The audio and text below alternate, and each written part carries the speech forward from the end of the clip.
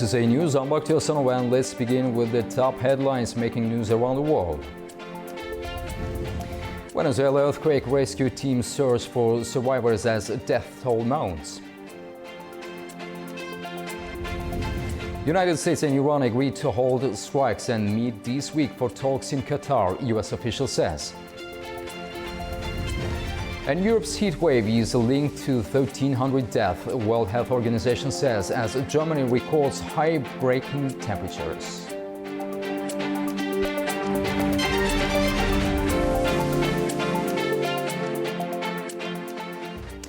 Rescue efforts are continuing in Venezuela as emergency teams race against time to find survivors beneath collapsed buildings. International teams have joined the operation while thousands of families are still waiting for news of missing relatives.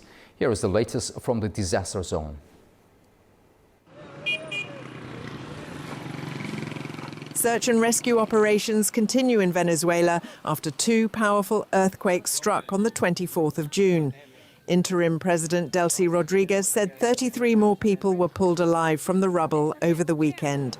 However, the fate of tens of thousands of people remains unknown. Officials say the death toll has now reached nearly 1,500.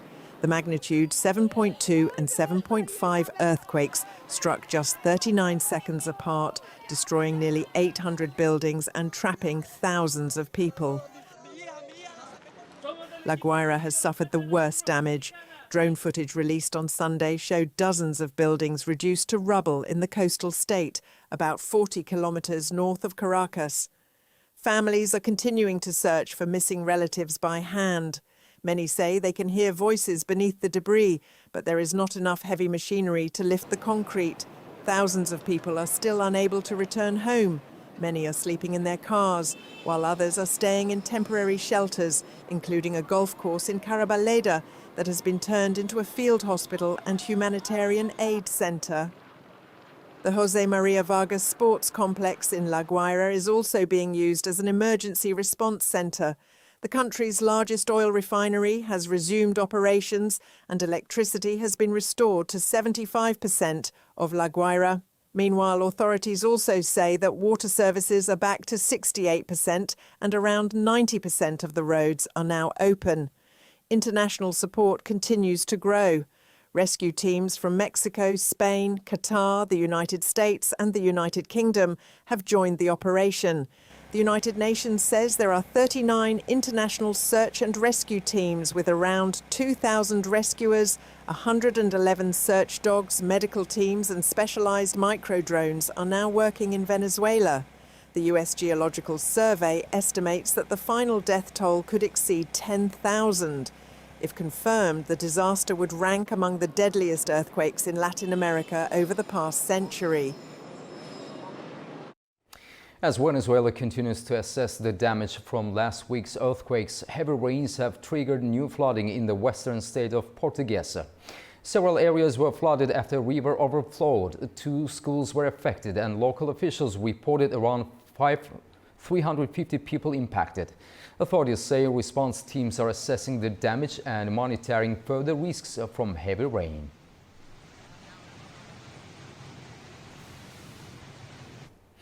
Tehran says it cancelled Sunday's technical talks with Washington on the implementation of the ceasefire after U.S. strikes over the weekend on Iran's military sites near the Strait of Hormuz. Iran also cited unfulfilled obligations by Washington under the ceasefire deal. Turaj Shiralilo has the details.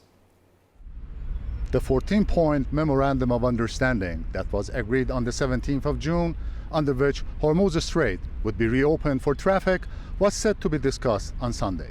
However, an official close to the Iranian leadership said that they canceled them after U.S. attacks on Iran's military sites at the Strait over the weekend.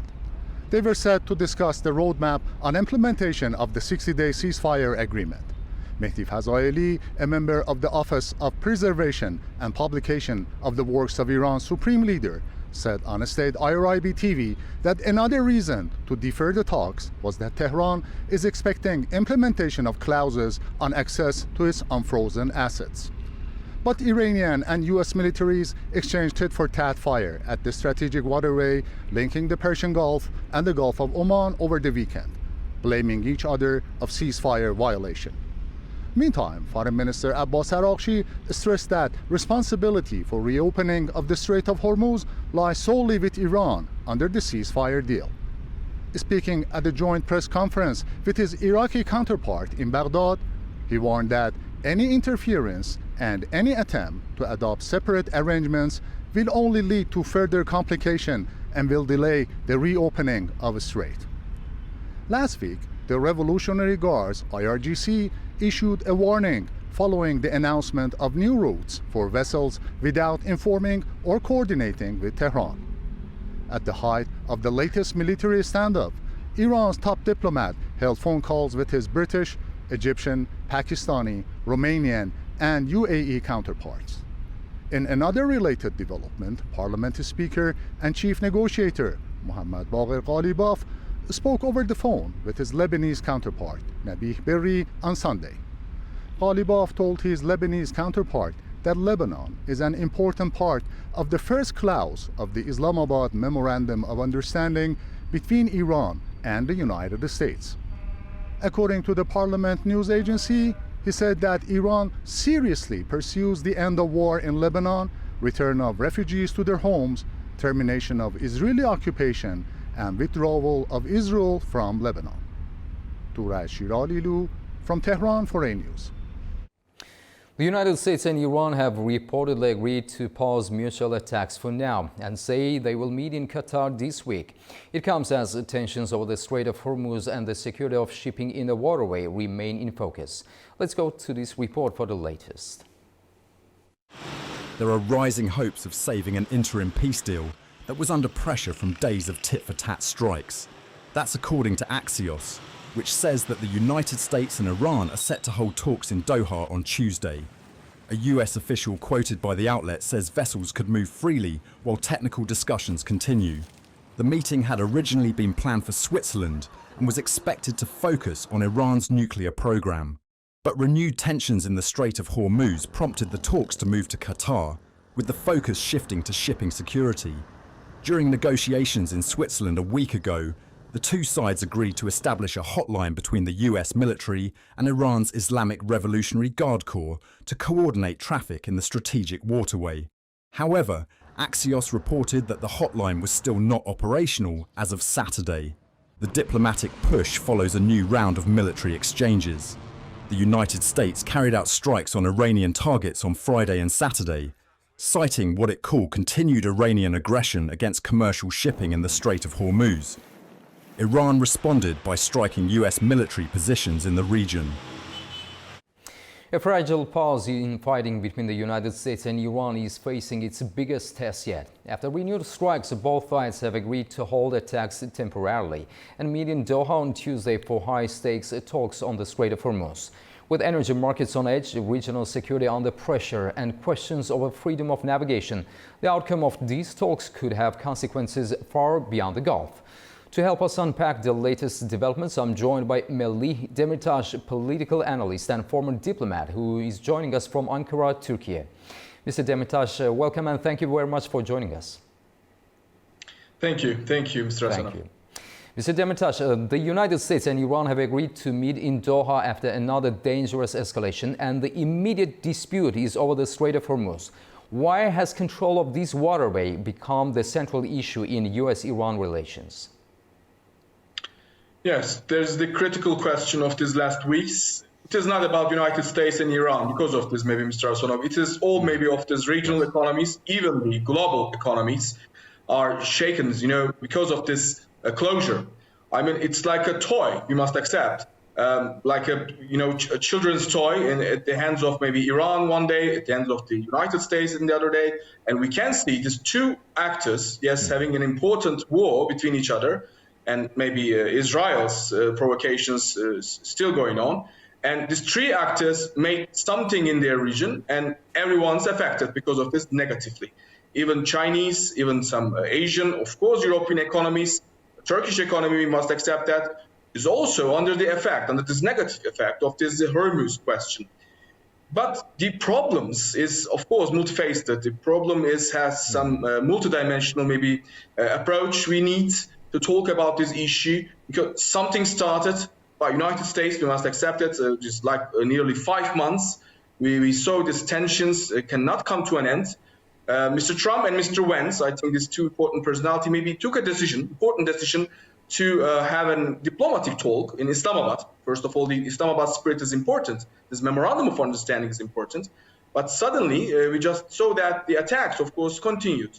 Iran retaliated, and Iran has a capacity. You must understand that some Israeli military or United States commanders said that Iran had no option, Iran had no capability, but we deny. Iran has a capability, thanks to, of course, years of maybe expenditures to this defense sector. Of course, maybe some Russian or Chinese undeclared support still going on, of course, to Iran's side. And now, of course, the Strait of Hormuz is like maybe the most important point, geographical point, to heighten the tensions. And not Iran, but also United States started something and still continued.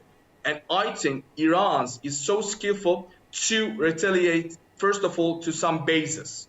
I mean, we must accept that Kuwait, also Qatar, I mean, the next round will be held in Qatar. But all these places, I think, has some United States bases for years. And Iran knows really these sensitive points of this geography.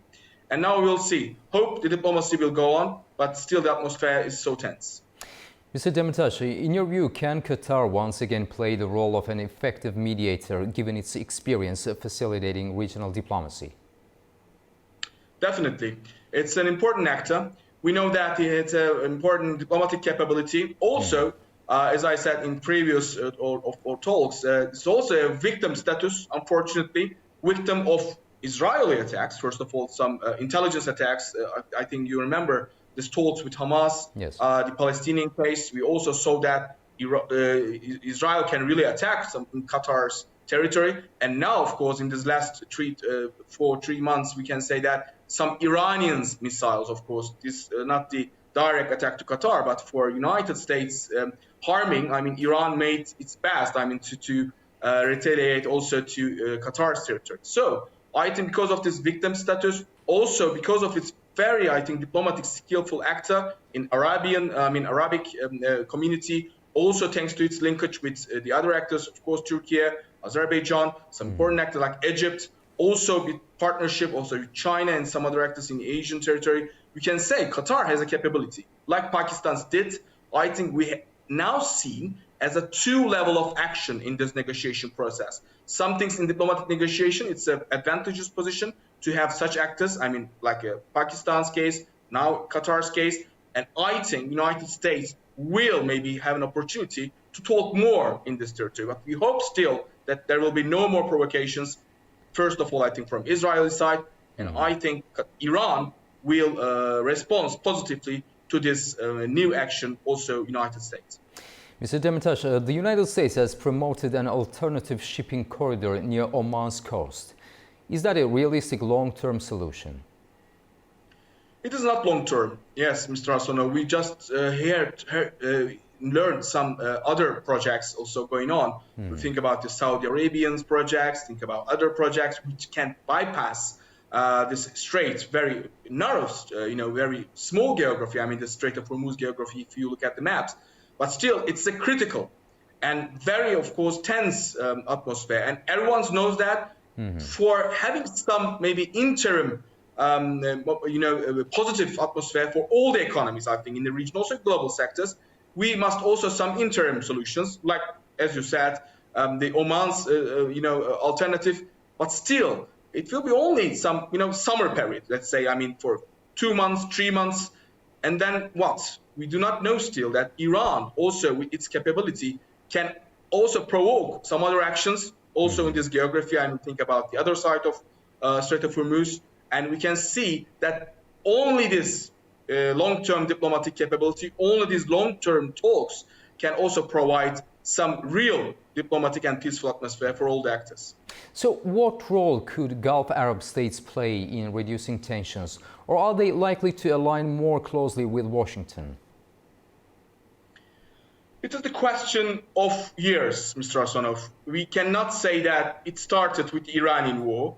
It is the nature of diplomacy in this geography. Also, we know that from Turkish politics after 1950s, 60s, we also searched ways for maybe mediate between different poles of this geography, and also our Arabian neighbors, or also Iran, even the other actors like in this very tensive atmosphere in this Middle East. We can say we also know that the reality of United States also telling something in this geography. It is so tense sometimes what the presidents of United States saying. Yes, Mr. Trump is a very different president. We must accept one day, shocking words we hear from his side, and the other day is seemed to be so diplomatic. What we also know that we must really combine these different poles, especially when we are talking about the Middle Eastern politics. So I think the countries here know this sensitive atmosphere, sensitive talks, and they are doing their best because of their size, because of their, of course, sensitive economic structures, also political or diplomatic structures. Like Turkey, I think like Azerbaijan, they also doing their best, but still I think the crisis pushing them to searching for another ways or alternatives. But at the end of the day, very conflictual times and periods we are having, and we really wish the best for all the actors still in this geography. Mr. Demirtas, how do domestic political pressures in both Tehran and Washington affect the prospects for compromise? Yes, this is the most critical question, because we know that in the United States side, a very working democracy, we must accept that Mr. Trump's maybe some sayings are strange, not diplomatic, but still, yes, democracy is working. And maybe at the end of the day, will have another president, we will have another political force, maybe United States. Think about this very important rivalry between Democrats and Republicans. It's really affecting. I mean, we know that Mr. Trump's also affects this. I mean, he also feels this pressure upon him, but still he also behaves like a tradesman. We always saying that. He always think about the profit side for of course, his own people, I mean, for American people, for his own country, we know that. But also in the Iranian sector, we know that the regime wants an exit. Exit from all this chaos, exit from all this crisis. Although we know that compared to US democracy, of course, Iran cannot be labeled as a fully, democratic or humanitarian, example of history. We know that all these problems still going on in Iranian domestic structures, but that doesn't mean that everybody can do, in a violent or anarchic atmosphere of this international politics. You must understand, of course, United States democracy, but you must understand also this fragile atmosphere of Iranian domestic politics. So the sides must come together, and the sides must understand their own sensitivities. Unless they are doing this, we will see much more attacks, and I think we will see much more tensions in the coming months. Melih Demirtas, thank you very much for your valuable insights and for taking the time to join us. We truly appreciate your expertise. Thanks a lot. Thank you. Thank you. Thank you. Israel says it has destroyed a Hezbollah underground facility in southern Lebanon, saying it contained hundreds of weapons and launchers. Israel's military released a video, it says, shows explosions in the village of Majdal zone in southern Lebanon. Prime Minister Benjamin Netanyahu say Israel forces destroyed what they described as a 200-meter underground site that they say was used by Hezbollah. According to the statement, the United States was informed before the operation. Iraqi authorities have arrested 47 officials, including 13 lawmakers, on corruption charges, according to state media on Sunday. Officials say the arrests followed confessions from former deputy oil minister, who was detained last month. Special security forces carried out the operation inside Baghdad's fortified green zone. Judicial arrest warrants were issued as part of a coordinated effort by Iraq's judiciary, executive and legislative bodies, following audits and investigations.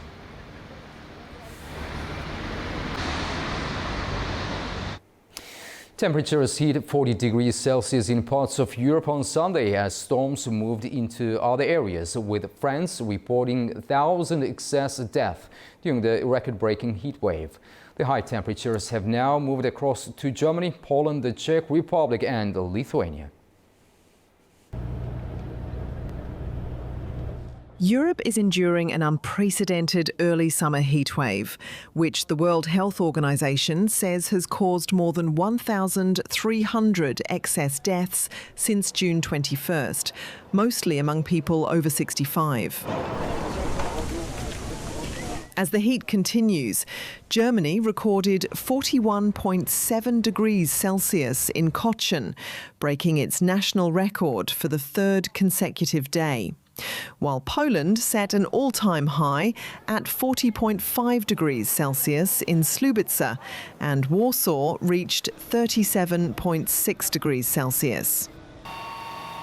Meanwhile, the Czech Republic hit 41.1 degrees Celsius in Doksany, and Lithuania recorded 36.3 degrees Celsius in Druskininkai, its hottest June day ever.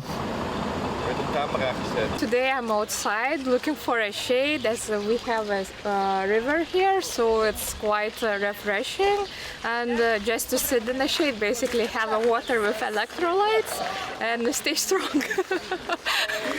The extreme temperatures are taking a heavy toll on public health.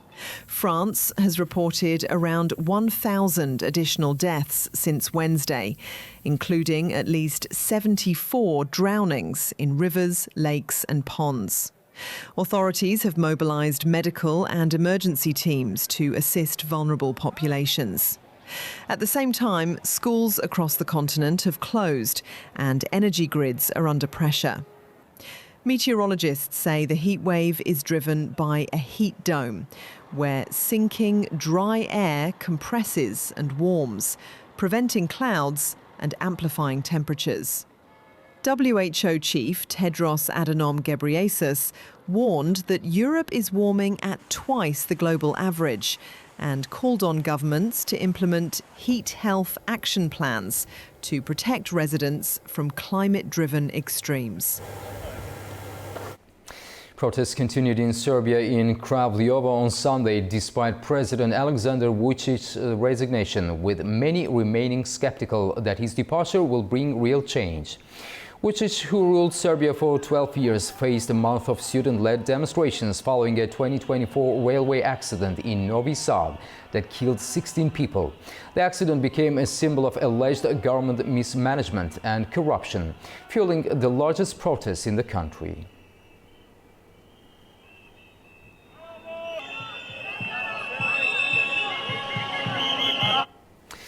11 people, including the pilot and 10 skydivers, were killed when a small aircraft crashed shortly after takeoff in northeastern France. The incident occurred on Sunday in the town of Tomblain. Victims included 5 instructors and 5 first-time parachutists. It is the deadliest private plane accident in French history outside military and commercial flights. Forensic and medical teams have been deployed to assist families and examine the wreckage. So we'll continue with the main stories of the day after a short break. Stay tuned.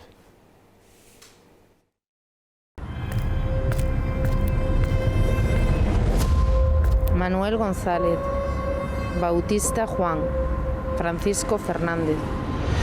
Why is there a list of Spanish names at a flight school in the Soviet Union? I added a year to my real age because otherwise I wouldn't have qualified. $1,011,697 were paid for the training. So they gave them Russian names and nobody would know anything. They turned them into fighter pilots in 6 months. Flying, classes and non-stop. There were about 20 fatal accidents. That's nothing for 850 kids who knew nothing about aviation. Any enemies? There were 40 of them. I didn't see a single one. They wore headsets connected by rubber tubes. In an unknown language. It was made entirely of wood and fabric. It doesn't have any brakes either. The I-16 was like a doll. We flew at 6,000 meters without oxygen. Push the stick forward. Truly scared. Some pilots would lose consciousness and fall. In this way, the Republic held out for not 1, but 3 years. Then the school was closed. If you return to Spain, Franco will execute you. Stalin approached him and asked, are you Georgian? No, I'm Spanish.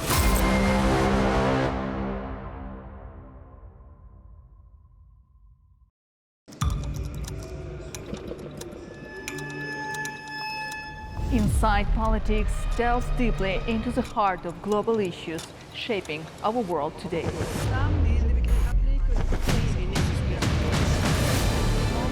Join me for your go-to source of political analysis from across the region and beyond.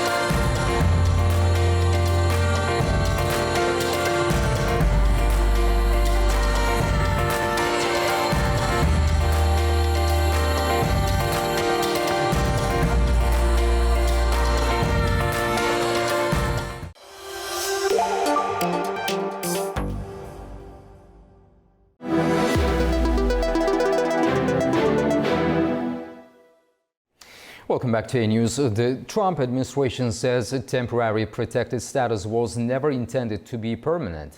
Homeland Security Secretary is now urging migrants to seek permanent residence or prepare to return home. He says the government would provide a plane ticket and about $2,100 to help them resettle. The move follows a Supreme Court ruling that cleared the way for the administration to end protection for hundreds of thousands of Haitians and Syrians.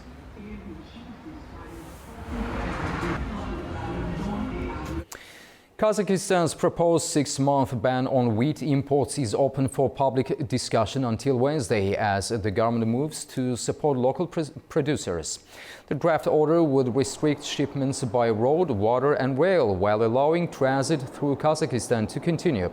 Some rail imports would still be permitted for selected farms, processors and licensed elevators, but the grain cannot be resold. Kazakhstan is also considering possible limits on beef exports. Russia is currently the only country exporting wheat to Kazakhstan. Pakistani security forces say it carried out a ground operation along the Pakistan-Afghanistan border on Sunday, killing 29 fighters. Pakistan's Information Minister Ataullah Tarar said on social media that the action was launched in response to multiple militant attacks across the country. The operation comes a day after the country said militants attacked the regional headquarters of the paramilitary Rangers in Karachi, killing 3 soldiers.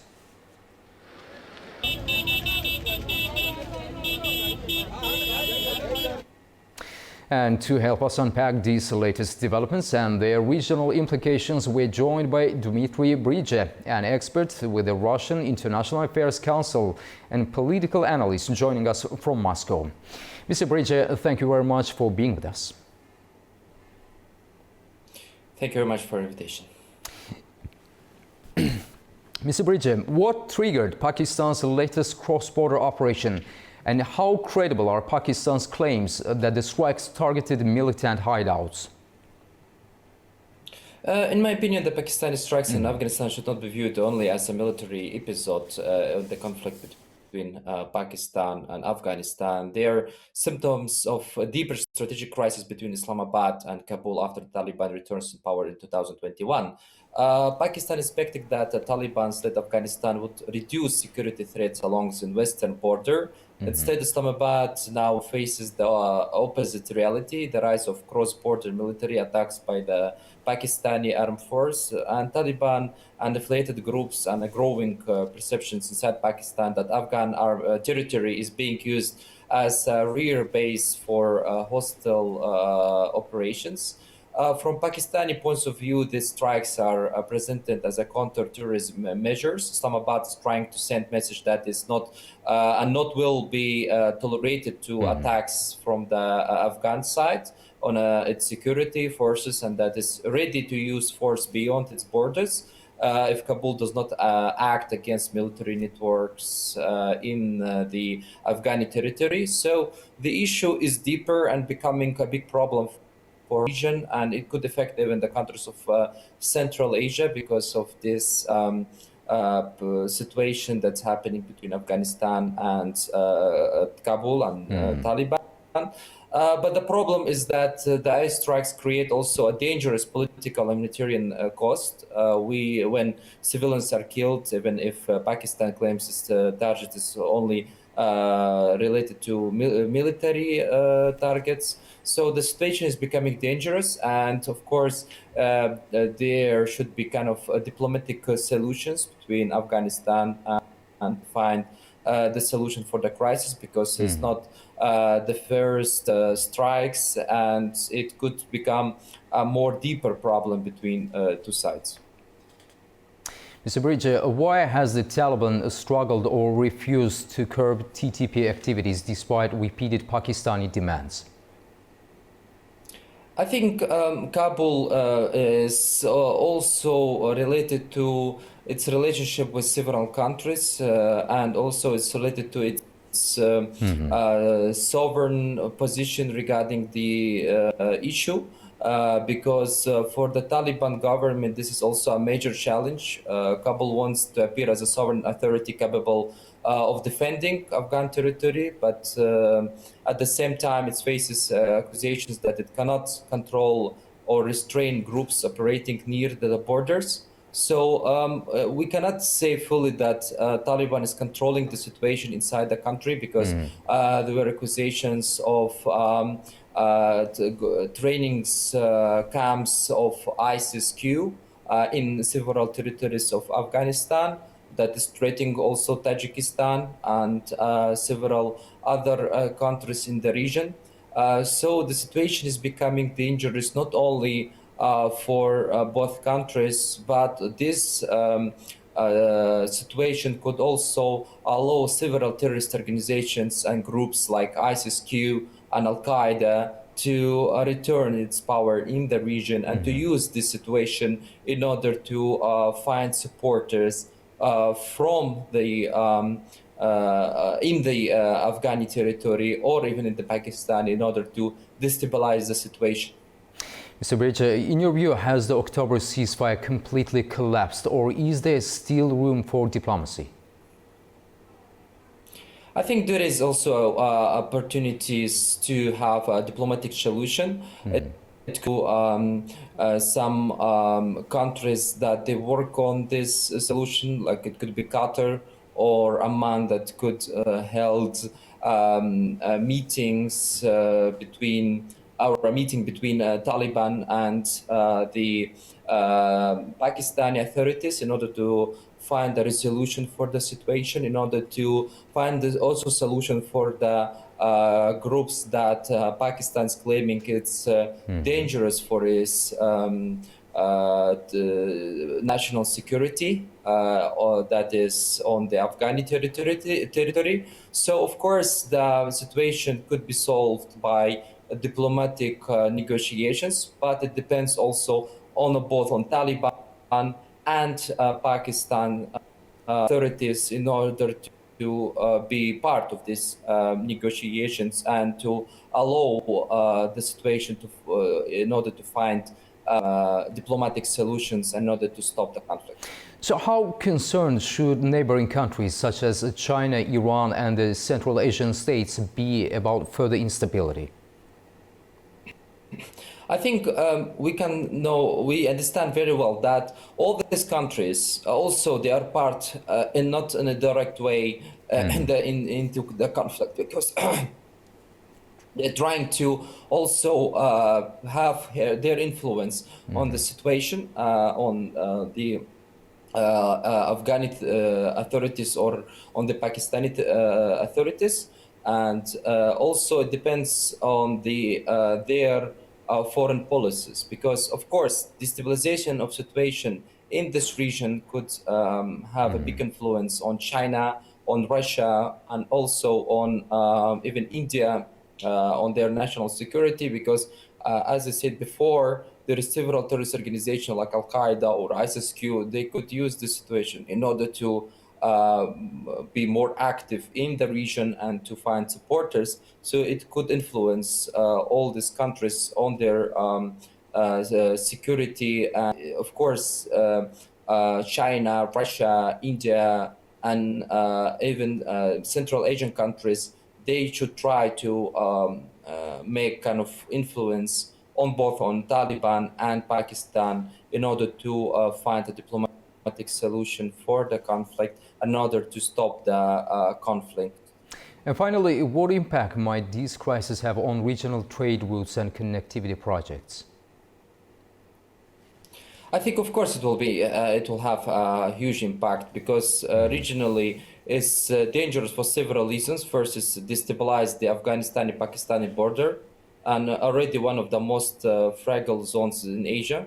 Second, it's complicate China regional interests, especially connecting and security around SPEC. And third is increasing humanitarian pressure in Afghanistan that already is facing a huge humanitarian crisis. So, of course, the situation is dangerous for the region and for all countries that have trading routes through the Afghani or Pakistani borders. Dmitry Bridge, many thanks for your valuable time and perspective and for talking to E-News. Thanks a lot. Thank you. Thank you. China has added 20 Japanese entities to its export control list, citing concerns over Japan's remilitarization and nuclear ambitions. Beijing says the move is necessary to safeguard national security. Mahnur Maktoum has more from Beijing. Chinese firms are now prevented from selling to 20 Japanese entities unless the companies have received prior approval, with the ministry stating that exports tied to Japanese military use would not be given the green light. China's Ministry of Commerce has made the move to its export control list, including Japan's National Institute for Defense Studies and several major industrial subsidiaries. The ministry said that the decision was made in accordance with China's export control law and relevant regulations aimed at safeguarding national security and fulfilling international non-proliferation obligations.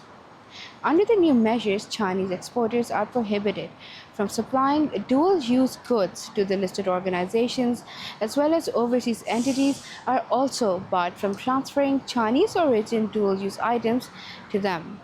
The restrictions took effect immediately, while the ministry also put 20 other Japanese entities on a watch list for which it could not verify end users or final use of the dual-use items exported to them.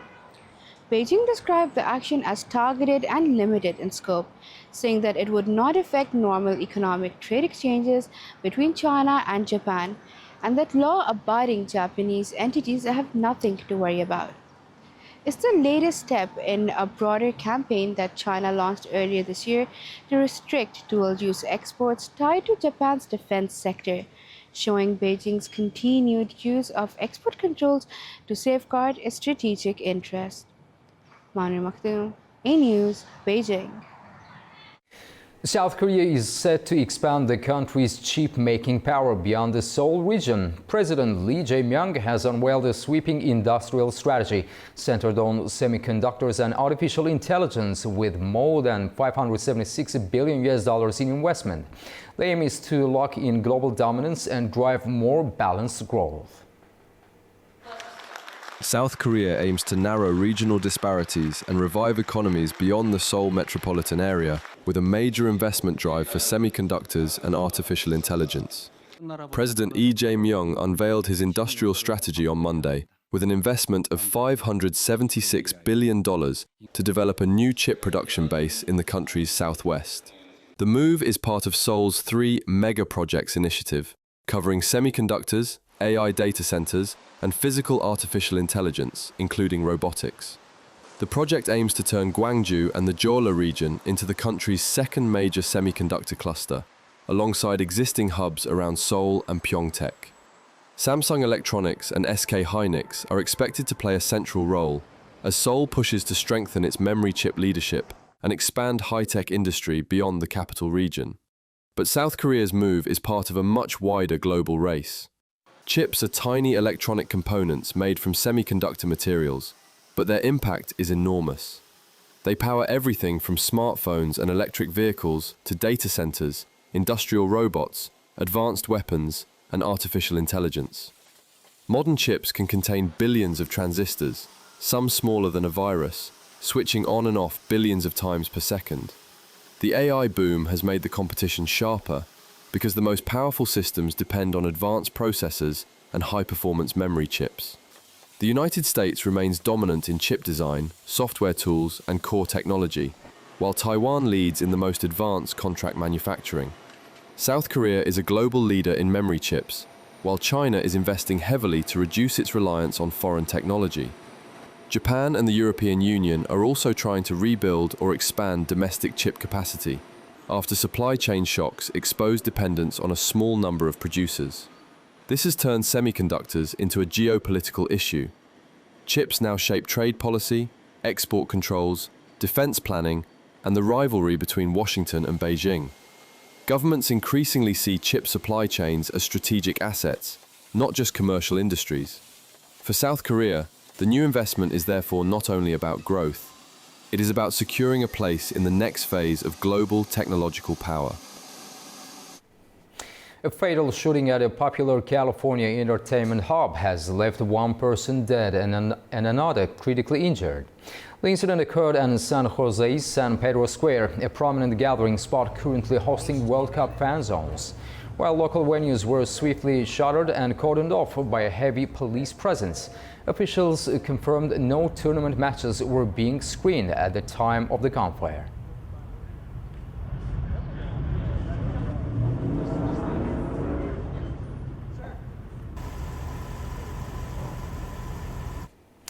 The FIFA World Cup knockout stage is delivering high-stakes drama, with every match bringing teams one step closer to lifting football's biggest prize. And Canada has made it through beating South Africa 1-0. Let's take a look at the overnight results. Canada beat South Africa 1-0 in the round of 32 to advance to the last 16. Tonight, the round of 32 continues with a series of standout fixtures as the competition beats up. Brazil versus Japan, Germany versus Paraguay, and Netherlands versus Morocco. And after the break, we'll continue with the main stories shaping the region. Stay tuned.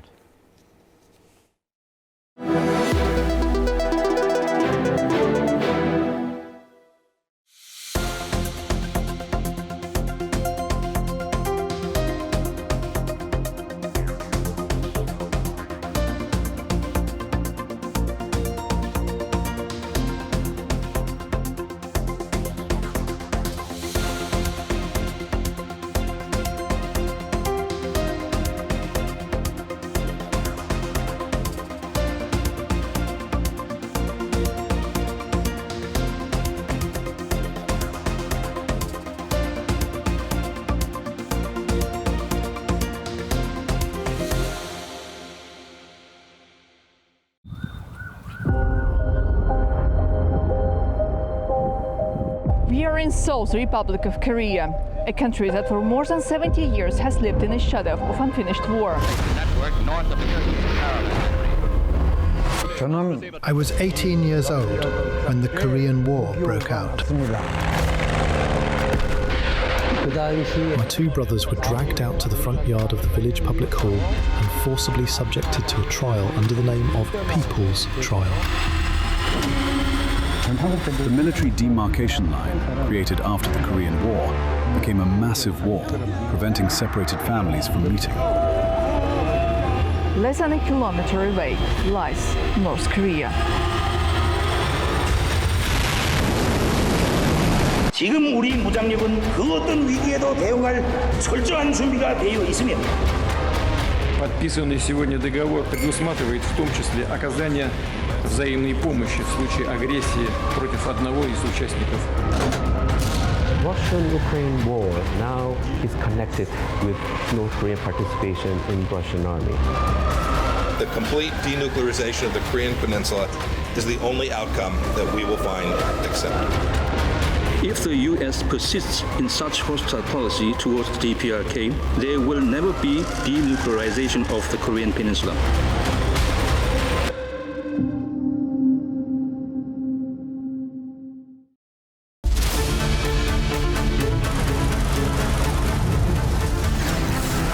As America sleeps, Europe is waking, and the East has begun its day. A News is right here at the center, bringing you the latest stories as they break. I'm Nadia Jani, here with you each weekday morning to share latest world news and the stories shaping our region. Across all platforms and wherever you get your news, we explore the context behind the big headlines. Live from Baku, I bring you a diverse mix of regional and international news, sport and politics for you, an audience that wants a bit more. So join me Monday to Friday for the latest headlines, expert analysis and live updates from around the world. Around the globe and live from Baku, this is Daybreak here on A News.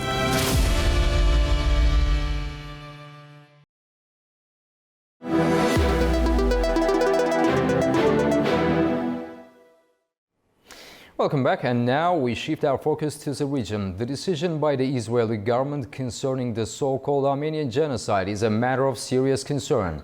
Azerbaijan's Ministry of Foreign Affairs said in a statement, Baku stressed it was unacceptable to misrepresent the events of 1915 and turn a historical issue into a political decision. The statement added that such steps do not contribute to reconciliation or mutual understanding, but instead deepen existing divisions and undermine efforts to achieve lasting peace in the region. Azerbaijan called on the Israeli government to reconsider its decision.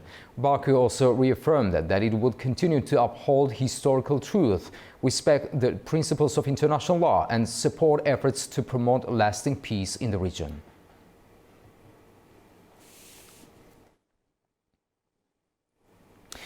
Uzbekistan is drafting legislation to restrict social media access for under 16 years old.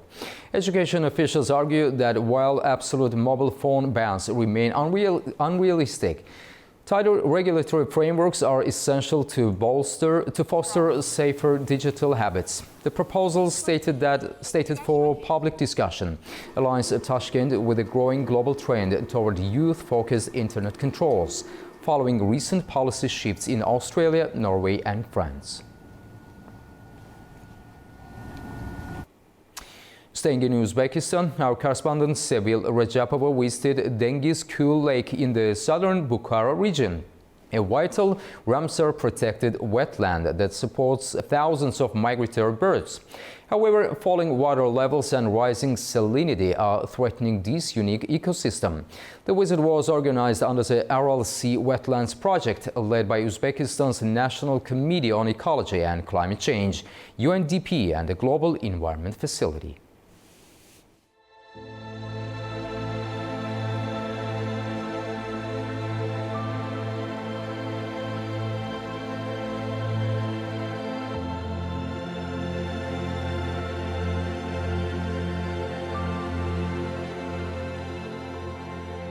Surrounded by the arid landscapes of southern Bukhara region, Dengiz Kul Lake covers up to 50,000 hectares, making it one of Uzbekistan's largest wetland ecosystems.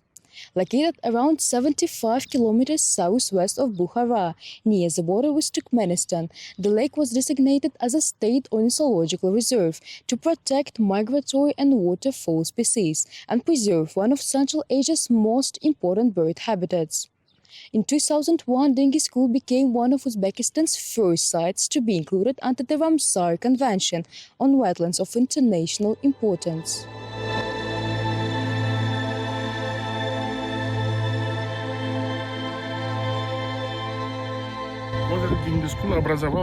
Lake Dengiz Kul was formed from the discharge of collected drainage waters.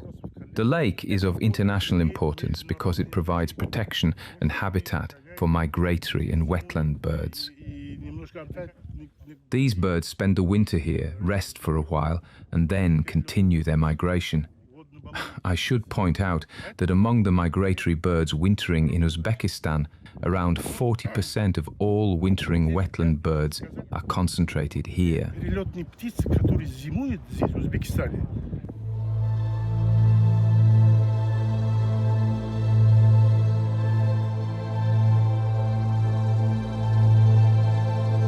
What makes Dengiz-Kul remarkable is its ability to sustain life in one of the region's harshest environments.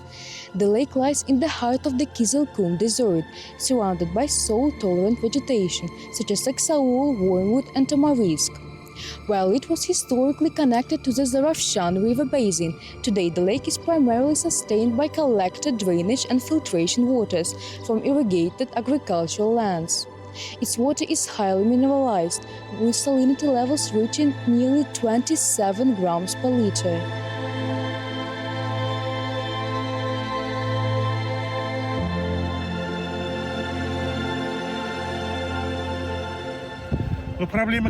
Today, the main challenge is maintaining the lake's water balance.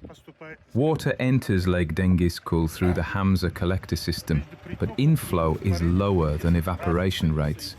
As a result, water levels are gradually declining while salinity is increasing. Water management authorities are therefore working to maintain the lake's level by identifying additional water sources and exploring opportunities to channel more fresh water into the ecosystem.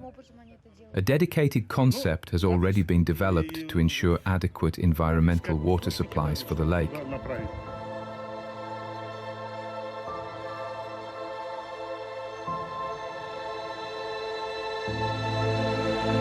Unlike most lakes, Dengiz-Kul has no permanent shoreline. Its size and water levels constantly fluctuate, depending on seasonal inflows and drainage water from surrounding agricultural areas.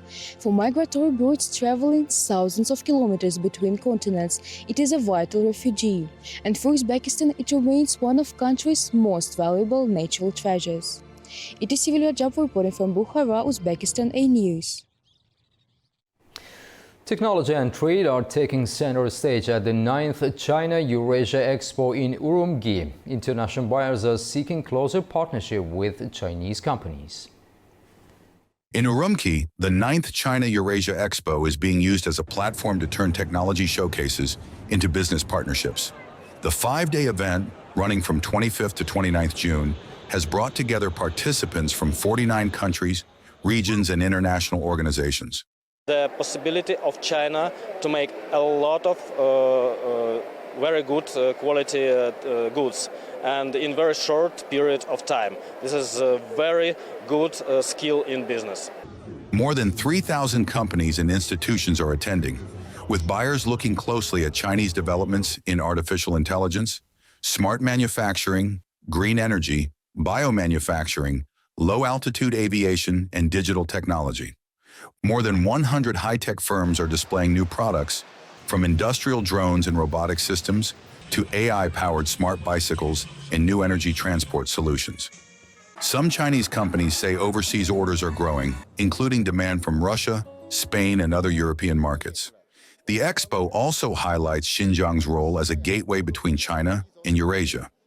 Organizers say the event is not only about exhibition stands, but about deeper trade links, cleaner industries, and stronger cross-border cooperation across Central Asia, Europe, and beyond. And this concludes our news update for the hour. Thank you for your time and stay tuned to A News for more updates.